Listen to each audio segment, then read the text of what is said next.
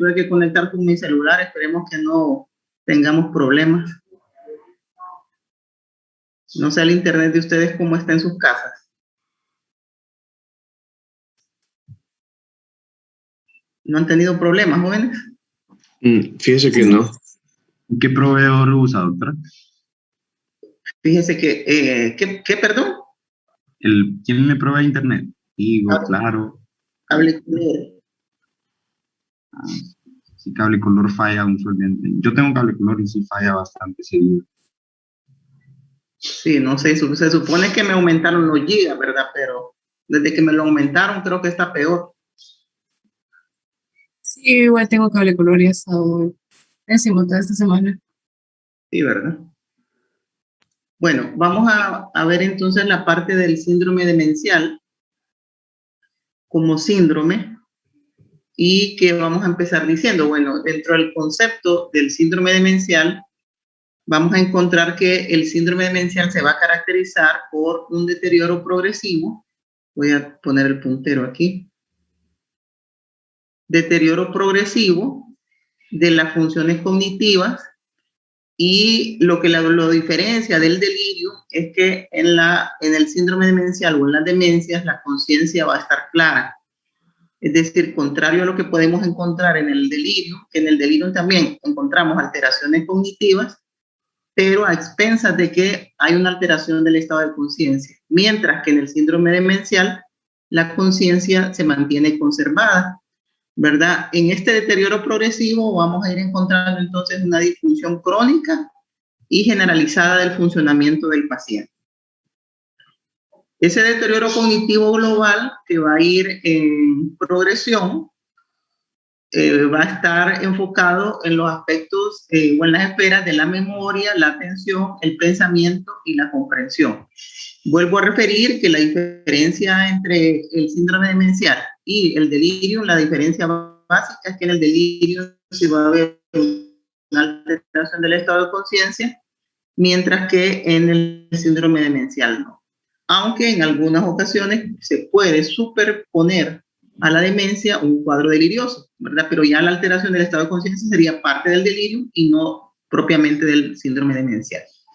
Bien, y como este deterioro va a ir siendo progresivo, vamos encontrando un deterioro significativo en todas las áreas de funcionamiento del paciente, en su área social, ocupacional, en su área personal, y al final va a haber una disminución, ¿verdad?, de toda la funcionalidad del paciente, hasta llegar a un punto de una demencia grave en donde el paciente va a ser prácticamente dependiente de sus cuidadores. Bien, si hablamos del curso del síndrome demencial, pues podríamos decir que generalmente, si hablamos de las demencias más frecuentes, que es la demencia de Alzheimer y la demencia vascular, el curso va a ser progresivo, pero en algunos casos podría ser estático, por ejemplo, si la demencia fuera por un evento cerebrovascular o si fuera, por ejemplo, por un traumatismo craneoencefálico, ¿verdad? El deterioro que se produce va a ser estático a menos que ocurra otro evento que intensifique el cuadro clínico, ¿verdad? Anteriormente se hablaba que cuando nos referíamos a la demencia en general siempre tenía un curso permanente que no era irreversible. Sin embargo, ahora se conoce, ¿verdad? O se describen algunas causas reversibles que pueden generar un cuadro demencial, como por ejemplo causas metabólicas, que no sé si estamos adelante, causas metabólicas, como por ejemplo causas endocrinológicas, como el hipotiroidismo, o causas nutricionales como deficiencias de algunas vitaminas, como específicamente del complejo B, ¿verdad? Un 15% será reversible, el 85% será progresiva, permanente. Desde el punto de vista epidemiológico, ¿cuáles son las características que podemos describir? Bueno, el síndrome demencial es un cuadro propiamente de la edad adulta. Es decir, si ustedes pueden ver en esta diapositiva, si tomamos un grupo poblacional mayor de 65 años en adelante, vamos a encontrar una prevalencia de demencia del 5%.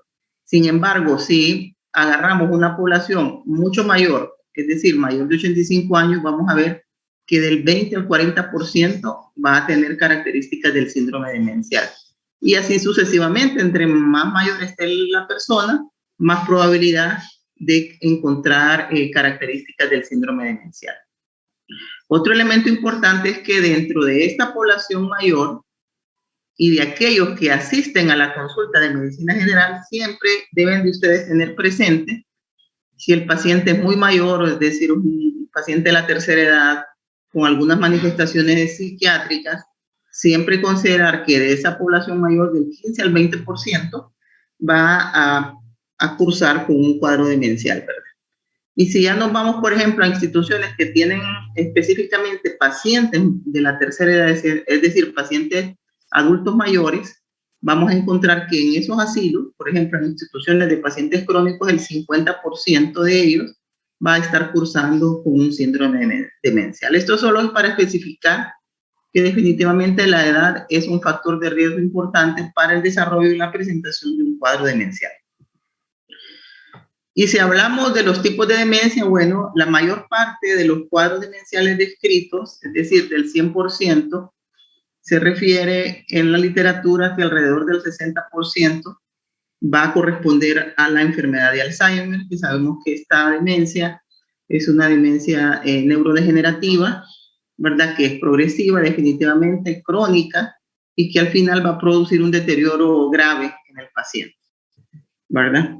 Y lo mismo especifica, ¿verdad? Esto es lo que quiere decir que entre mayor edad, mayor probabilidad de tener demencia, ¿verdad? No hay una diferencia estadísticamente significativa entre hombres y mujeres. Bien, esto refiere igual, ¿verdad? A lo que había manifestado anteriormente en las diapositivas anteriores, que a mayor edad, mayor probabilidad de que desarrolle un cuadro demencial, y generalmente pues no hay una diferencia realmente significativa entre hombres y mujeres, ¿verdad? Es decir, el factor de riesgo más importante es, en este caso de los factores demográficos, sociodemográficos, es la edad. Vemos aquí, ¿verdad?, cómo va aumentando cada 5 años la probabilidad de la demencia. Bien. Como decía anteriormente, la principal causa de las demencias es la enfermedad de Alzheimer y en segundo lugar la demencia vascular, que podría ir entre 15 y el 30% según los diferentes estudios, ¿verdad? Y en tercer lugar, una demencia mixta, es decir, con características vasculares y características de la principal demencia, que es la enfermedad de Alzheimer. Aunque para algunos autores, más bien la demencia mixta ocuparía el primer lugar, ¿verdad? Considerando que si estamos hablando de pacientes muy mayores, generalmente ese paciente puede tener factores de riesgo cardiovasculares y metabólicos que aumenten el riesgo de demencia, ¿verdad? Bien. Y aquí lo que le decía, ¿verdad? Causas reversibles como el hipotiroidismo, causas nutricionales. Y en la depresión también hay un cuadro que se denomina pseudodemencia. En la pseudodemencia es una alteración cognitiva principalmente de la memoria, ¿verdad? En donde el paciente tiene un cuadro clínico con alteraciones de la memoria, pero que generalmente es reversible cuando la depresión mejora. Aunque estudios recientes pues han realmente corroborado que las alteraciones cognitivas presentes en la depresión pueden quedar permanentes, ¿verdad?, en el paciente si la depresión ha sido muy crónica. Pero ese cuadro se conoce como pseudodemencia. Bien. Ahora hablando de la demencia, específicamente de la demencia de Alzheimer, pues, sabemos, ¿verdad?, de que los factores que más se han relacionado con este tipo de demencia son los factores genéticos, ¿verdad? Tan es así que se encuentra un 40% de antecedentes familiares en aquellos pacientes diagnosticados con demencia de Alzheimer. Y si hacemos una correlación entre los gemelos monocigóticos y los disigóticos, vemos que los monocigóticos que comparten un material genético más idéntico que los disigóticos, encontramos que hay una diferencia realmente bien sustancial entre ambos, ¿verdad? 43% de correlación en aquellos gemelos monocigóticos versus un 8% en los que son disigóticos, ¿verdad? También se han descrito genes autosómicos dominantes, ¿verdad?, de herencia familiar y algunas alteraciones cromosómicas, sobre todo en el cromosoma 1, 14 y 21. Bien. Desde el punto de vista también de estos factores, ¿verdad? Encontramos que hay en los estudios histopatológicos se han encontrado una proteína precursora de amiloide, que es la que se considera realmente el factor neurodegenerativo, ¿verdad?, en este tipo de demencia. ¿Verdad? Ya habíamos dicho, ¿verdad?, que hay alteraciones en el cromosoma 21 y también se ha encontrado, pues, la proteína beta amiloide en las placas seniles, ¿verdad?, como un precursor, ¿verdad?, de esta neurodegeneración. Y de ahí hay otros elementos también de orden genético, ¿verdad?, como la presencia del gen E4, en donde se ha visto que hay mayor número de copias de este gen E4 en los pacientes con demencia de Alzheimer. Sin embargo, la literatura aún no es totalmente concluyente, ya que también se ha visto que pacientes sanos, es decir, sujetos sanos más bien, tienen copias y no tienen presencia de manifestaciones de demencia. Neuropatológicamente hablando, lo que vamos a encontrar en la neuropatología es que va a haber una atrofia difusa en todo el cerebro, ¿verdad? Con esta atrofia difusa se va a conllevar un aplanamiento de los surcos y por lo tanto también vamos a observar dilatación de los ventrículos cerebrales, es decir, a mayor atrofia, mayor dilatación de los ventrículos cerebrales que encuentran espacio para dilatarse. Microscópicamente se hablaba de que las placas seniles y los ovillos neurofibrilares, sobre todo, eran hallazgos patognomónicos en algún momento de este tipo de demencia. Sin embargo, también estos hallazgos microscópicos se han encontrado en otro tipo de patología, como por ejemplo en el síndrome de Down o en pacientes seniles, ¿verdad?, muy adultos. Y los ovillos neurofibrilares también se han encontrado en la demencia pugilística y el síndrome de Down, ¿verdad? Neuropatológicamente hablando, ya habíamos dicho anteriormente que hay atrofia difusa a expensas de la pérdida neuronal, ¿verdad? Y una pérdida sináptica del 50% o más, ¿verdad? Que esto explicaría entonces cómo a medida que la demencia va progresando, la disfuncionalidad del paciente se va haciendo más evidente y el deterioro pues se va haciendo más grave con una progresión de la enfermedad, en el caso de la demencia de Alzheimer. Bien, esto no lo vamos a ver. En segundo lugar, que es la demencia vascular, ¿verdad? Esta demencia vascular se asocia a múltiples áreas de enfermedad vascular cerebral, asociada a factores de riesgo, sobre todo cardiovasculares y también metabólicos, ¿verdad? Como por ejemplo en la diabetes mellitus, ¿verdad? Que sabemos que hay una vasculopatía de pequeño vaso, que también implicaría esos eventos de la microvasculatura, que al final también serían progresivos y irían aumentando lo que es el deterioro del paciente, ¿verdad? Se ha visto que la demencia de vascular es más frecuente en los varones, en los vasos de menor calibre, ¿verdad?, de pequeño y mediano calibre, y son lesiones parenquimatosas múltiples que se diseminan en todo el parenquima cerebral, ¿verdad? También se ha encontrado que puede haber oclusión por ateromas o tromboembolias a distancia, ¿verdad?, que generarían eventos cerebrovasculares, a veces microeventos o eventos masivos, ¿verdad?, que podrían generar un deterioro puntual en el paciente, sobre todo los que son masivos. Bien, ¿alguna pregunta hasta aquí? Antes de pasar al cuadro clínico. Doctora, ¿qué tan frecuente se ve la demencia vascular? O por lo menos, ¿qué tan frecuente es diagnosticada? Bien, diagnosticada no sé, pero sí es frecuente, ¿verdad? Es frecuente sobre todo en aquellas personas que tengan mayor riesgo cardiovascular, como por ejemplo pacientes con sobrepeso u obesidad, pacientes con enfermedades metabólicas como la diabetes mellitus, pacientes sedentarias, pacientes con antecedentes de tabaquismo, es decir, pacientes también con antecedentes de hipertensión arterial, sobre todo si no está controlada. Es decir, en todos esos pacientes la demencia vascular sería la más frecuentemente esperada, ¿verdad? Sobre todo si esas patologías no están claramente controladas y compensadas, ¿verdad? Es decir, que ustedes en todo paciente hipertenso, diabético, con sobrepeso, sedentario, con tabaquismo, ¿verdad? Con antecedentes, por ejemplo, de enfermedad vascular también, ¿verdad? Hay gente que tiene ese riesgo de enfermedad tromboembólica, y si estos pacientes son mayores de edad, en esos pacientes definitivamente está indicado hacer estudios, sobre todo si presentan manifestaciones psiquiátricas ya en la edad muy adulta, que es lo que vamos a ver más adelante en el cuadro clínico. Pero sí es frecuente, sobre todo en aquellos que no están controlados, ¿verdad? A veces el deterioro cognitivo puede ser un deterioro cognitivo leve, que no cumple aún en ese momento criterios de deterioro cognitivo mayor o de demencia, ¿verdad? Pero que debemos de sospechar y prever el riesgo elevado que tiene esa persona con deterioro cognitivo leve y esos factores de riesgo cardiovascular, ¿verdad? Es decir, que si lo buscamos, lo vamos a encontrar. Bien, ¿alguna otra pregunta? Bueno, si no hay preguntas, continuamos con el cuadro clínico. Bien, en el cuadro clínico, lo primero que vamos a ver es este cuadro rojo, ¿verdad?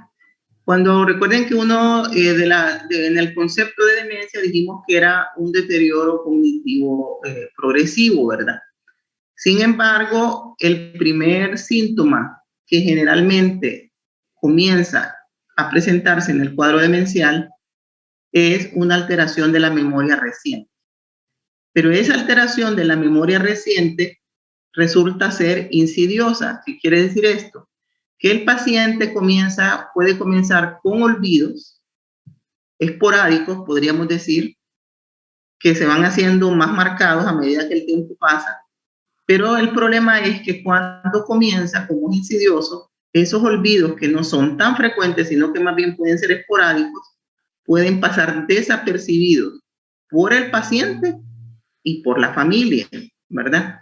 Entonces, la alteración de la memoria reciente se hace evidente cuando ya se hace más frecuente o cuando ya los olvidos son de aspectos más relevantes, ¿verdad? Pero al inicio puede pasar como un olvido cualquiera, ¿verdad? Entonces, por lo tanto, su inicio suele ser insidioso. Y como su inicio suele ser insidioso, lo que puede suceder es que, no sé si tengo otra vez, pues no.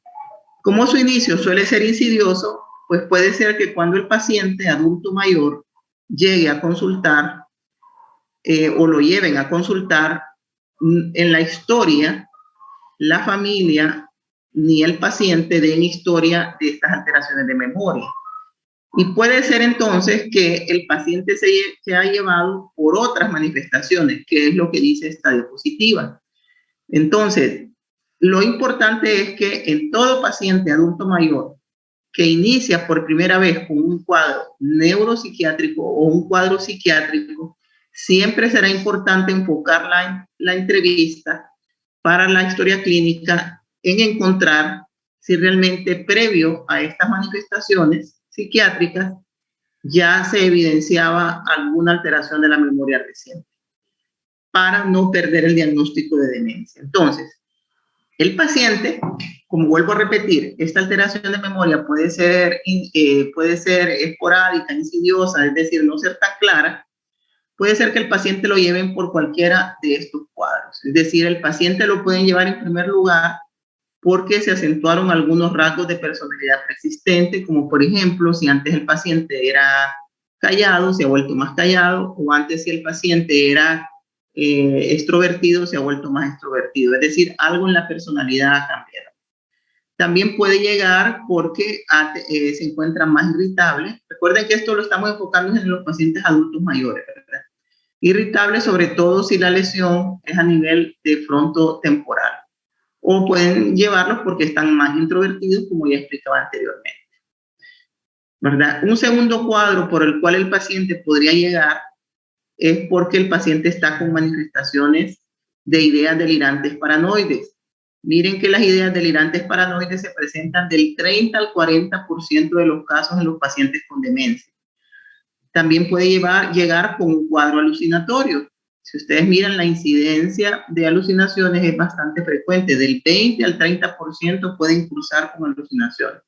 O porque tiene un cuadro de agitación psicomotriz con agresiones físicas para sí mismo y para otros. O definitivamente el paciente podría ir con un tercer cuadro, que sería manifestaciones depresivas y ansiosas, que ustedes miran que esos síntomas ansiosos y depresivos podrían estar del 40 al 50% de los pacientes. Y del 10 al 20 de los pacientes podrían tener un síndrome depresivo como tal, es decir, cumplir criterios para un cuadro depresivo. Entonces, el primer cuadro sería un cuadro de cambios de personalidad. El siguiente cuadro sería un síndrome ¿qué? De las ideas delirantes paranoides, alucinaciones y agresiones físicas. Psicótico. Un cuadro psicótico o un cuadro afectivo con síntomas ansiosos depresivos. Es decir, en todo paciente adulto mayor que por primera vez esté presentando cualquiera de estos, siempre hay que hacer una historia tratando de encontrar las alteraciones cognitivas que pudiesen estar presentes antes de que este cuadro se presentase. ¿Alguna pregunta de esta diapositiva?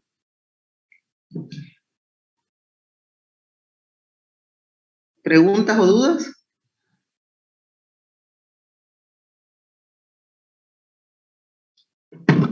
Bueno, ok, perfecto. Sigamos entonces.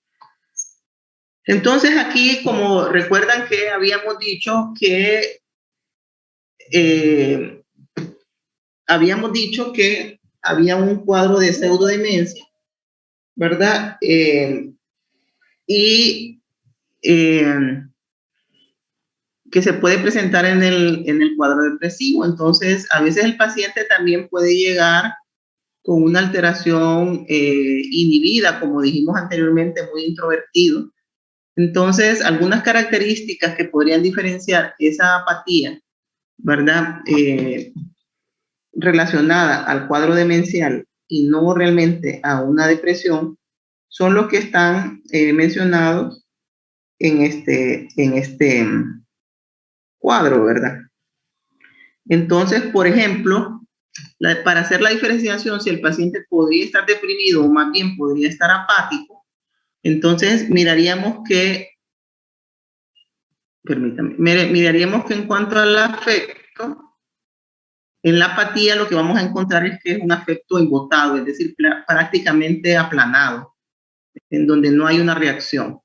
Y en la depresión lo que vamos a encontrar es una disforia, es decir, que a veces podría estar triste, a veces podría estar irritable, a veces podría estar más tranquilo, ansioso, ¿verdad? O sea, va a haber un afecto disfórico, mientras que va a ser un afecto embotado, es decir, no va a tener una reacción ante los estímulos. En la apatía, la actitud del paciente va a ser indiferente, es decir, asociado a esto de que no va a haber una reacción, mientras que en el cuadro depresivo podemos encontrar ideas pesimistas e ideas de desesperanza, ¿verdad?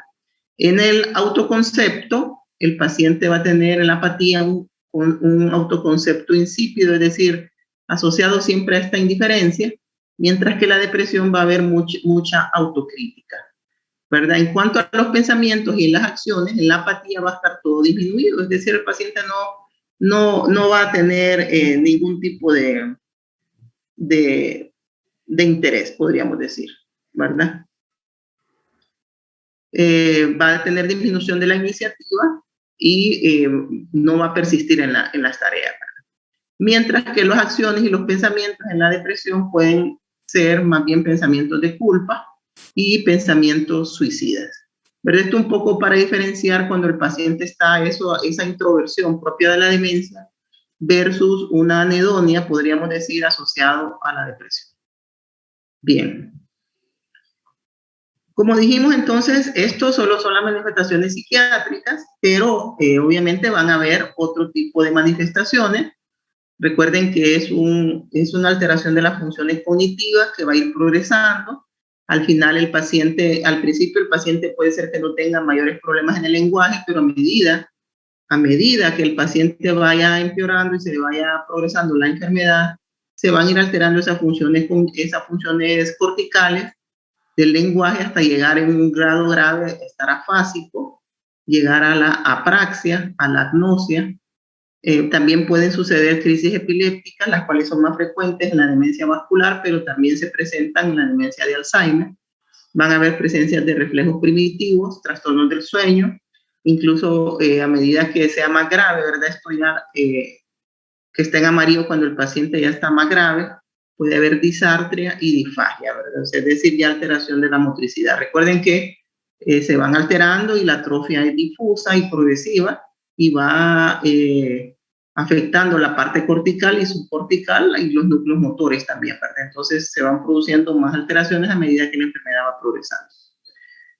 Otro aspecto importante es que un poco asociado a eso de que el inicio es insidioso, es decir, al principio puede ser que incluso el paciente los olvidos los piense o los considere como algo natural, pero luego el paciente se va dando cuenta, ¿verdad?, de que se le van olvidando más cosas y trata de ejercer algunos mecanismos compensatorios para llenar esos vacíos de memoria, puede llegar a la confabulación, pero también usa otro tipo de estrategias para no quedar en evidencia de que está con problemas de memoria.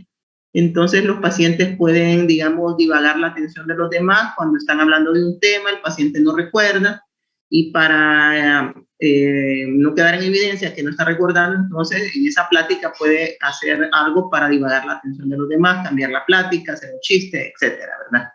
Cambian de tema, pueden hacer bromas inapropiadas, sobre todo se puede presentar esto de, recuerden que hay cambios de personalidad, el paciente también va perdiendo su control social, entonces sobre todo cuando hay mayor afectación del lóbulo frontal, entonces el paciente puede llegar a hacer bromas inapropiadas, ¿verdad?, para el sitio en que está, tiene mal control de los impulsos, puede comenzar a utilizar lenguaje soez, se va haciendo evidente el descuido personal y al final pues una conducta inapropiada completamente evidente para todos, ¿verdad? Hay algo que también en el libro se manifiesta como una reacción catastrófica que es secundaria a la pobre abstracción, es decir, que ante situaciones de estrés el paciente reacciona con un cuadro de agitación. Es decir, por ejemplo, como va perdiendo la abstracción, podría ser que haya un estruendo y el paciente no lo pueda abstraer bien, es decir, no lo analice, no lo interprete bien y puede considerar, por ejemplo, que se está derrumbando, que hay un terremoto, ¿verdad?, que hay un derrumbe en la casa y esto generarle algún tipo de agitación psicomotriz ante ese estímulo, ¿verdad? Eso se refiere a la reacción catastrófica secundaria a la pobre abstracción que el paciente está teniendo. Bien. De ahí, bueno, ya dijimos los diagnósticos diferenciales, siempre el diagnóstico diferencial entre la demencia de Alzheimer y vascular puede ser bastante difícil, para ello necesitamos estudios de resonancia magnética en donde se va a evidenciar las lesiones de pequeño vaso. Sin embargo, ahí es donde los autores refieren que si es un paciente adulto mayor generalmente va a tener factores de riesgo cardiovascular, entonces encontrar las lesiones de pequeño vaso en la resonancia magnética no necesariamente van a excluir la demencia de Alzheimer. Realmente el diagnóstico más definitivo entre esas dos demencias sería complementar con estudios histopatrológicos, ¿verdad? El delirium, ya dijimos que cuál es el diagnóstico diferencial entre delirium y demencia. La conciencia. Exactamente, que el estado de conciencia está alterado en el delirio, no así en la demencia. En la depresión, pues ya vimos el cuadro, ¿verdad?, en donde identificamos algunas diferencias que nos podrían, algunas características clínicas que nos podrían ayudar a diferenciar. El trastorno facticio, pues el trastorno facticio es un trastorno que generalmente lo vamos a encontrar, es un trastorno de simulación que se da sobre todo en aquellas personas que tienen una ganancia secundaria, es decir, una ganancia secundaria que generalmente va de acuerdo a cuestiones legales, ¿verdad? Entonces alguien podría estar fingiendo cuadros cognitivos, pero en la historia clínica vemos que es alguien pues, que está siendo acusado o está siendo procesado por alguna situación, y ahí lo que corresponde entonces es hacer una observación continua del paciente, generalmente se interna para darle una observación continua y ahí uno puede hacer el diagnóstico diferencial, además de los estudios complementarios, ¿verdad?, que también se hacen. En la esquizofrenia, recuerden que dijimos que también en el cuadro demencial puede haber un cuadro psicótico con ideación paranoide y con cuadros alucinatorios, pero aquí la diferencia es la edad, ¿verdad? Es decir, la esquizofrenia es una patología que se presenta entre la segunda y la tercera década de la vida, mientras que el cuadro demencial se presenta más en los mayores de 60 a 65 años, ¿verdad? Y con el envejecimiento normal, que también pueden haber alteraciones cognitivas, sin embargo, el deterioro que encontraríamos en la demencia de Alzheimer o vascular sería un deterioro más progresivo, un deterioro más marcado, y no así en lo que es el declive cognitivo que podemos encontrar en el envejecimiento normal. Bien. En cuanto al tratamiento, vamos a dividir el tratamiento en un tratamiento, el tratamiento de la demencia es un tratamiento sintomático nada más, es decir, un tratamiento paliativo, ¿verdad? Porque recuerden que si nos vamos a las demencias más frecuentes, el deterioro va a ir siendo progresivo, ¿verdad? Y lo que vamos a ir tratando son algunos síntomas que se pueden ir presentando. En esta diapositiva dividimos en dos grandes grupos, el tratamiento de los síntomas psiquiátricos y el tratamiento de los síntomas cognitivos, ¿verdad? Entonces, el paciente, ya dijimos, puede tener síntomas depresivos, síntomas ansiosos, síntomas psicóticos, puede tener insomnio. Generalmente, para los insomnios puntuales se indican benzodiazepinas, principalmente las de vida media corta, como el lorazepam, ¿verdad? Es importante evitar, por ejemplo, fármacos de acción anticolinérgica. Digamos, si tiene síntomas depresivos, no sería conveniente utilizar, por ejemplo, antidepresivos tricíclicos, porque los antidepresivos tricíclicos tienen mucho antagonismo colinérgico, ¿verdad? Mucha acción anticolinérgica, entonces empeorarían los síntomas cognitivos del paciente, aparte que tienen muchos efectos secundarios, algunos que también pueden ser cardiotóxicos, ¿verdad? Y en un paciente adulto mayor no sería realmente la primera estrategia que uno tendría que considerar. No tienen una contraindicación absoluta, pero sí una contraindicación relativa, que de preferencia es mejor no utilizar antidepresivos tricíclicos. Tal vez el antidepresivo que mayormente se podría recomendar sería la sertralina, ¿verdad? Dosis de 25 a 50 miligramos al día, que es un fármaco bastante seguro, no tiene acción anticolinérgica y es un fármaco seguro desde el punto de vista cardiológico, ¿verdad? En los antipsicóticos no hay un consenso específico o no hay una guía que diga cuál es el mejor antipsicótico de manera tácita,